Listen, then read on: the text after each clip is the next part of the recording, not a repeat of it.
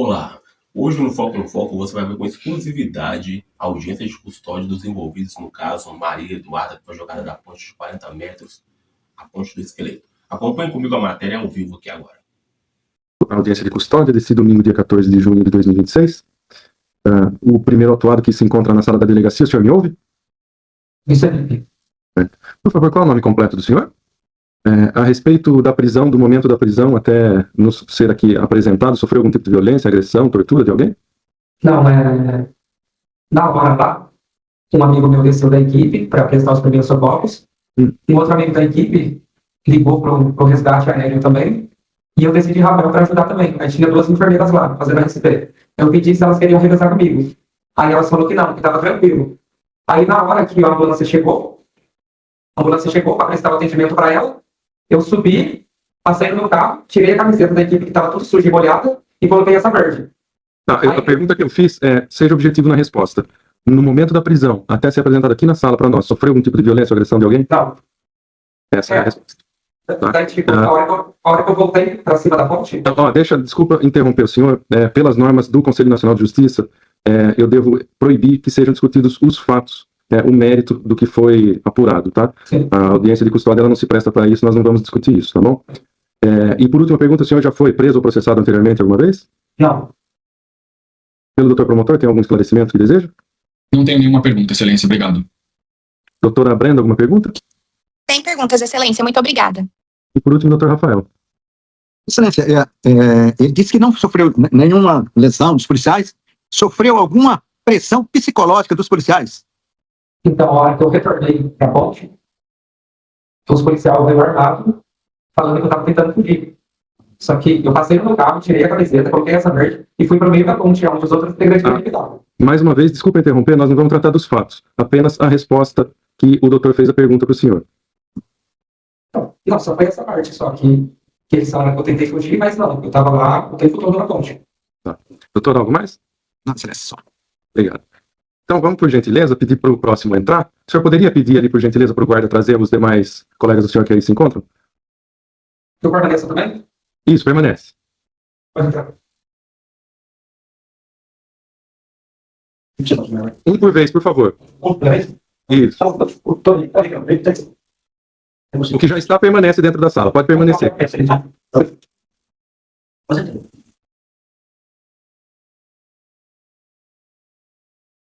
Então, bom dia. O nome completo do senhor, por favor. O senhor está aqui, então, hoje para passar por audiência de custódia.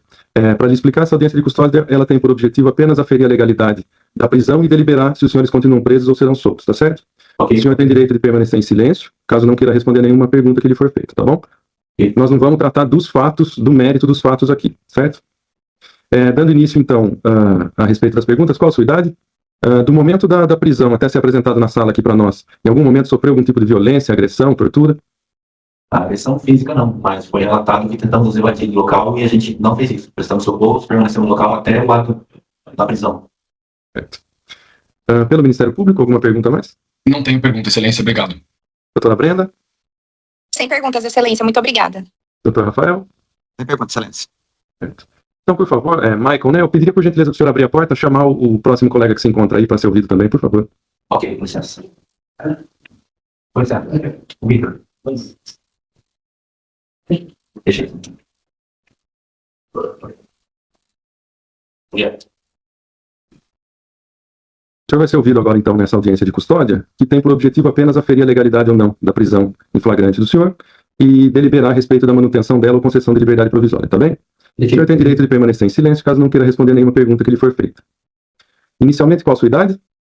A respeito da prisão, do momento da prisão, até chegar aqui nessa audiência conosco, sofreu algum tipo de pressão, violência, agressão, tortura por parte de alguém? Agressão não, mas tipo, houve uma pressão depois do acontecido, que nós descemos correndo para prestar os primeiros socorros da vítima. Aí, nesse momento, nós estávamos lá com a vítima aguardando o resgate. Eu, particularmente, com o meu celular, reforcei, liguei novamente para a SAMU para saber onde eles estavam, se eles estavam chegando. Deixa eu perguntar, desculpa interromper, a pressão foi exercida por quem? Essa é a resposta que eu preciso. Sim, na hora que nós subimos de volta para a ponte, os policiais estavam dando voz de prisão para nós, dizendo que a gente estava querendo fugir, algo desse tipo, que nunca aconteceu. Nós ficamos lá até o último momento que nós realmente podíamos. E depois chegou o resgate, nós se afastamos e subimos de volta para a ponte, para ficar junto com a equipe. E nesse momento, estamos dando voz de prisão, uma arma apontada na gente, como se a gente fosse bandido ou algo do tipo. Pelo Ministério Público, doutor promotor Henrique, tem uma pergunta? Não tem, excelência, obrigado. Pela defesa, doutora Brenda Sem perguntas, excelência, muito obrigada. e doutor Rafael. Sem pergunta, excelência. Palavra então ao doutor promotor para que se manifeste pelo Ministério Público a respeito do flagrante. Então. Pois não, excelência, obrigado. Excelência, trata-se de audiência de custódia, os 3 já qualificados nos autos, em razão da prática do crime de homicídio consumado, crime este que foi praticado na modalidade de dolo eventual e que, na ocasião de ontem, teve como vítima a jovem Maria Eduarda Rodrigues de Freitas, de 21 anos de idade.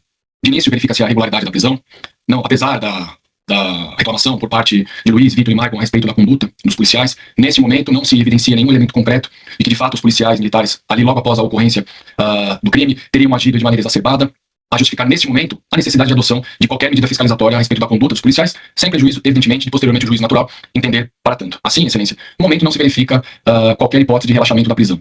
Quanto ao crime de homicídio, os indícios de autoria são mais do que seguros nos autos, foram ouvidos perante a autoridade policial e confessaram que os 3 ali eram as pessoas responsáveis ali pela fiscalização, conferência, preparo da vítima Maria Eduarda, que foi arremessada por 2 deles, enquanto um estava ali visualmente fiscalizando o arremesso da jovem. Em nenhum momento eles alegaram não serem os responsáveis ou aqueles vistos nos vídeos que foram juntados aos autos no momento em que a vítima foi arremessada da ponte do esqueleto. A materialidade do crime, excelência, também está devidamente comprovada nos autos. Aqui o auto de exibição e apreensão de folha 78 e 79, onde ali o comprovante de pagamento do saldo realizado pela vítima Maria Eduarda, a constatação de óbito da vítima, as folhas 85, fotografias de folhas 86, e especialmente os vídeos dos links constantes às páginas 82, 84 dos autos, onde ali é bastante esclarecedor a conduta praticada por cada um dos presos e especialmente a gravidade. Entende o Ministério Público que a gravidade demonstrada e a conduta aqui vai muito além da imprudência ou da negligência em relação aos 3 presos. A atividade por si só, ela já se mostra como uma atividade de alto risco, que evidentemente exigiria ao menos autorização ou a demonstração de qualificação técnica por parte dos presos e dos demais envolvidos, o que não se verifica nos autos. Luiz, Vitor e Maicon disseram aqui que exercem atividades diversas como auxiliar de produção, autônomo, pintor.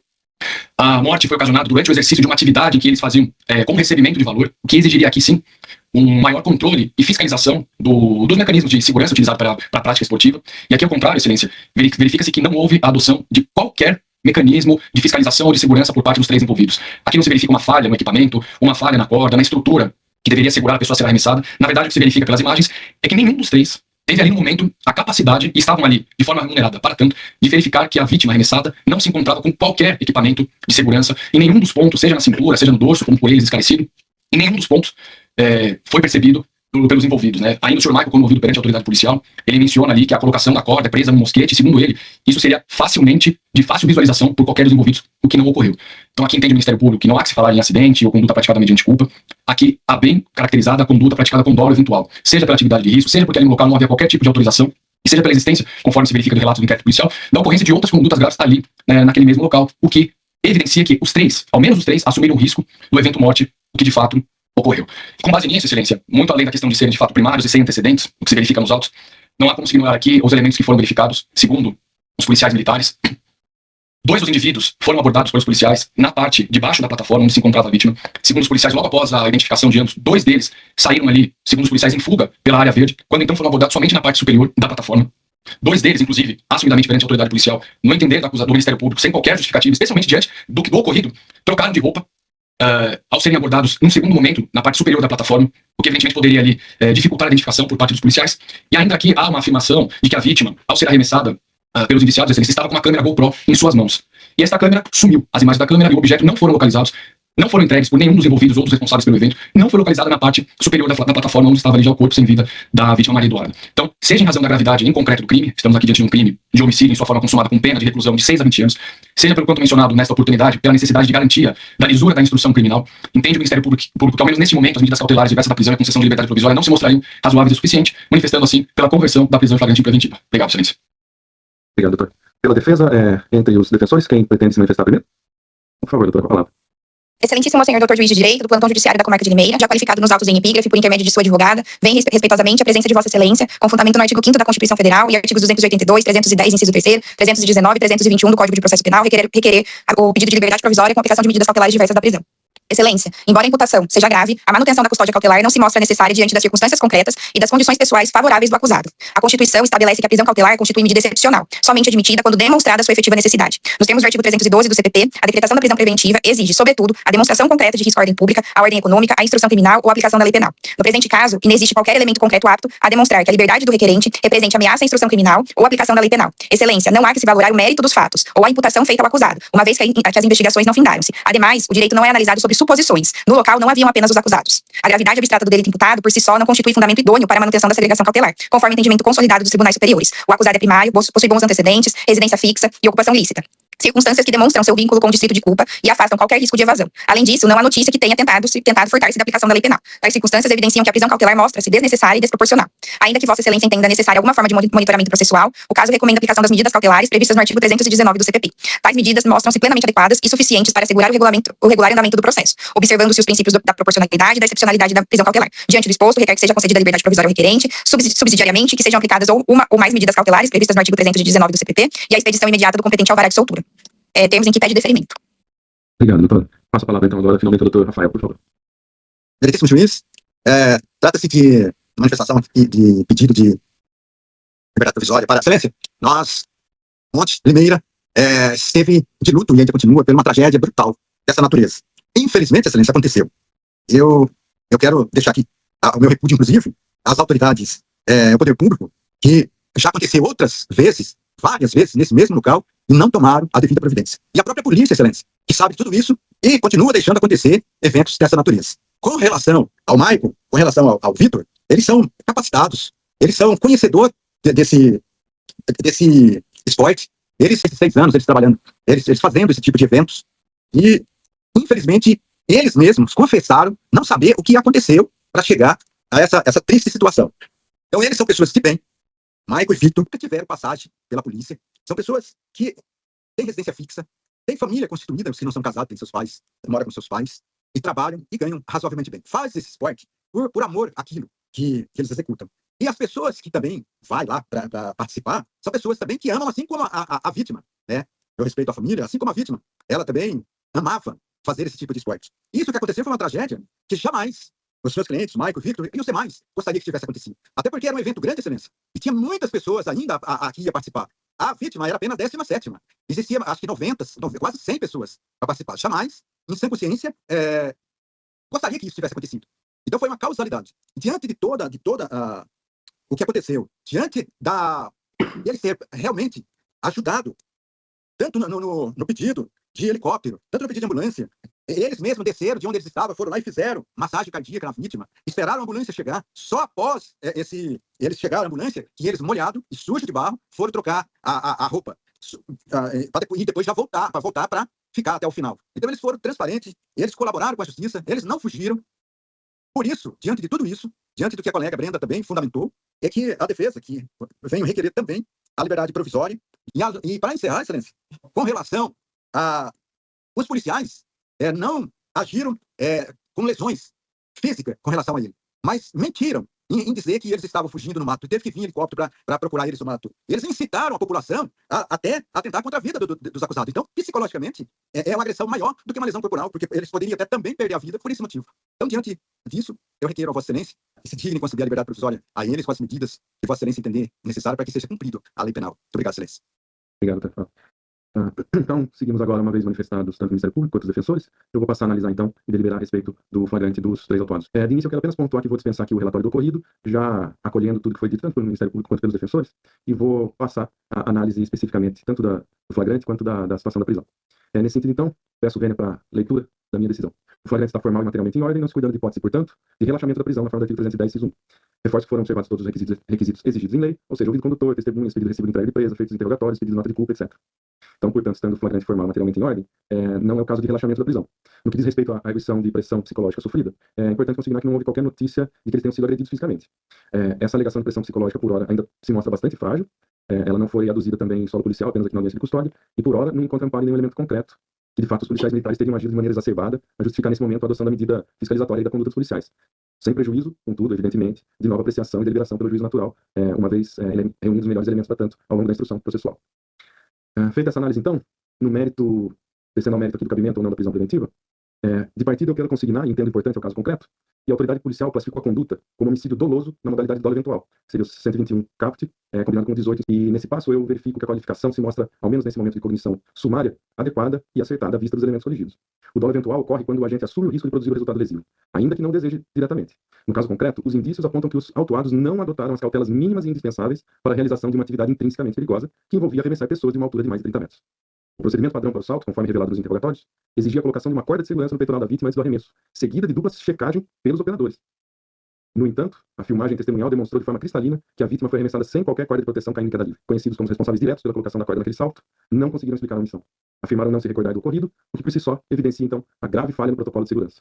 O autuado Vitor, por sua vez, embora chamado apenas para auxiliar no arremesso, também não verificou a condição de segurança da vítima antes de participar do lançamento. A previsibilidade do resultado era elevada. O local, denominado ponto do esqueleto, já possuía histórico de graves ocorrências, inclusive com resultado morte, conforme se constata do auto de prisão e da documentação juntada aos autos. A atividade de salto em ponte sem regulamentação formal, ou seja, CNPJ, autorização municipal ou de outras autoridades, conforme admitido pelo próprio autuado, exige rigor absoluto na observância de protocolos de segurança. Conforme se extrai dos interrogatórios dos próprios autuados e dos demais detidos para averiguação, é possível verificar que, apesar da exploração comercial dos serviços, o grupo não detinha nenhum padrão ou protocolo de gerenciamento dos riscos da operação que praticavam. Dever este que se impunha por normas da ABNT e ISO, e aqui cito normas 21.101, 21.102 e 21.103, para a prática de esportes de turismo de aventura e atividades de risco. Colhe-se claramente pelos vídeos que não foram realizados protocolos básicos, como dupla checagem, validações cruzadas verbais em voz alta, instrução técnica ao usuário saltador. Esses elementos objetivos e aferíveis em concreto são suficientes para, ao menos nessa fase de cognição sumária, concluir-se não apenas por um mero evento culposo, mas verdadeiramente de um crime doloso na sua forma eventual. Porque não se pode aquecer que numa atividade de extremo perigo como esta praticada, rope jump, os lançadores responsáveis pela colocação das cordas e demais equipamentos não tenham assumido o risco da ocorrência ao simplesmente atirarem a vítima sem qualquer verificação prévia de segurança. Ao deixar de conectar a corda de segurança, equipamento essencial para evitar a morte, e ao não realizar qualquer checagem obrigatória antes do arremesso, os autuados assumiram deliberadamente o risco de que a vítima caísse em queda livre e viesse a óbito. O resultado morte que efetivamente ocorreu não foi um mero acidente, mas a concretização do risco que eles voluntariamente criaram e aceitaram correr. Importante destacar nesse cenário que na forma do artigo 13, parágrafo 2º do Código Penal, a omissão dos agentes se revela penalmente irrelevante no caso, quando podiam e deviam agir para evitar o resultado, seja porque assumiram o risco de impedir esse resultado, seja porque o criaram. Assim, reconheço para os fins deste ato que a conduta se amolda em tese ao crime de homicídio doloso na modalidade de dolo eventual. Pois bem, para passar da questão então atinente à classificação do crime, passo à aferição dos requisitos e pressupostos para a conversão do flagrante em prisão preventiva. Nestes autos, os autuados estão sendo acusados da prática de homicídio simples, sendo presos em flagrante delito. E nesse contexto, então, a despeito dos judiciosos argumentos trazidos pelos combativos defensores, entendo que a conversão da prisão em preventiva deve ser decretada. Com efeito, os pressupostos se evidenciam, a saber, a materialidade está evidenciada pela documentação acostada, boletim de ocorrência, requisição do laudo pericial IC, registro videográfico que documenta o lançamento da vítima, testemunhos escolhidos, comprovante de outro lado, as declarações das testemunhas e os depoimentos dos próprios autuados espelham os indícios suficientes de autoria reclamados pelo artigo 312, caput infine do Código de Processo Penal. No que diz respeito aos fundamentos, ou seja, o periculum libertatis, que significa o perigo de liberdade que a liberdade dos imputados representa para a sociedade e para o processo, entendo que os requisitos do 312 estão presentes. A prisão preventiva é necessária diante da gravidade concreta do crime e do modo de execução que revela o risco à ordem pública e à aplicação da lei penal em caso de soltura dos agentes. Os fundamentos concretos para a manutenção da prisão cautelar, revelada pelo risco concreto à ordem pública e a garantia da aplicação da lei penal, são evidenciados por circunstâncias que tornam o delito particularmente repreensível. A saber, 1. A morte da vítima jovem de 21 anos em circunstâncias absolutamente evitáveis. A grosseira negligência na execução da atividade comercial de alto risco, caracterizada pela omissão deliberada de equipamento de segurança indispensável. 3. A premeditação implícita na organização da atividade sem observância de protocolos de gerenciamento de risco, revelando a aceitação consciente do risco-morte. O aproveitamento da vulnerabilidade da vítima que confiava na competência e responsabilidade dos organizadores. 5. A tentativa de fuga e alteração de vestimentas após o evento, demonstrando consciência da ilicitude e intenção de alguma forma obstruir a investigação. 6. A natureza comercial da conduta que agrava a responsabilidade. O risco de reiteração delitiva, no caso, é concreto, pois os indiciados exerciam essa atividade de forma habitual e não regulamentada, com potencial de continuidade. Inclusive, existe agenda pública e com ingressos oferecidos ao público em geral para novos eventos. A liberdade deles poderia levar à repetição de condutas igualmente perigosas. Não bastassem a concorrência dos fundamentos acima alinhavados, entendo também que a conveniência da instrução criminal igualmente justifica a segregação. De fato, há testemunhas a serem ouvidas, a câmera GoPro que foi colocada na vítima não foi localizada, e há indícios de que os envolvidos trocaram de roupa após o fato sem razoáveis e melhores explicações, de maneira a formar um cenário que configura tentativa de fuga e ocultação de provas. Por fim, registra-se que o crime imputado é doloso e punido em abstrato com pena privativa de liberdade máxima superior a 4 anos, o que conduz então ao preenchimento da condição de admissibilidade da prisão preventiva prevista no artigo 313, inciso 1 do Código de Processo Penal. A circunstância de os autuados serem pessoas sem antecedentes criminais formais e terem ocupação lícita e residência fixa, argumentos levantados pela defesa, não se revelam suficientes para afastar a necessidade da prisão preventiva. A jurisprudência pacífica consolidada por precedentes da STJ-STF reconhece que a ausência desses antecedentes constitui apenas um dos fatores a se considerar na análise global do periculum libertatis e não afasta por si só, então, a possibilidade da prisão preventiva. Ante o exposto nos termos do artigo 310, inciso 2 do Código de Processo Penal, estou a converter em prisão preventiva a prisão em flagrante dos autuados, pois presentes os requisitos dos artigos 312 e 313 do Código de Processo Penal. Determina então a expedição dos respectivos mandados de prisão preventiva em favor dos mesmos, providenciando a serventia às comunicações e regularizações de praxe. Por fim, determino que sejam encaminhados autos ao juízo competente no primeiro dia útil subsequente. Esta, portanto, a decisão por mim emitida nesse plantão judiciário. Podemos encerrar? Algo mais a requerer? Da minha parte não, excelência. Obrigado. Da minha parte também não, excelência. Não, excelência, muito obrigada. Então, vou pedir licença para me ausentar. Em breve voltamos com as demais audiências do dia. Obrigado. Tem mais. Obrigada, excelência. Bom trabalho, doutores. Obrigado. Então, galera, fica aí o nosso vídeo, o vídeo da audiência, os nossos sentimentos, sinceros sentimentos à família da Maria Eduarda, porque nós nos colocamos no lugar deles. Poderia ser alguém da nossa família também. E o nosso sinceros sentimentos, um luto eterno. Que Deus abençoe e conforte cada um deles. E deixe aqui seus comentários. O que vocês acharam desse vídeo? O que vocês acharam dessa audiência? Se ela foi justa ou não. Muito obrigada. Deus abençoe a todos.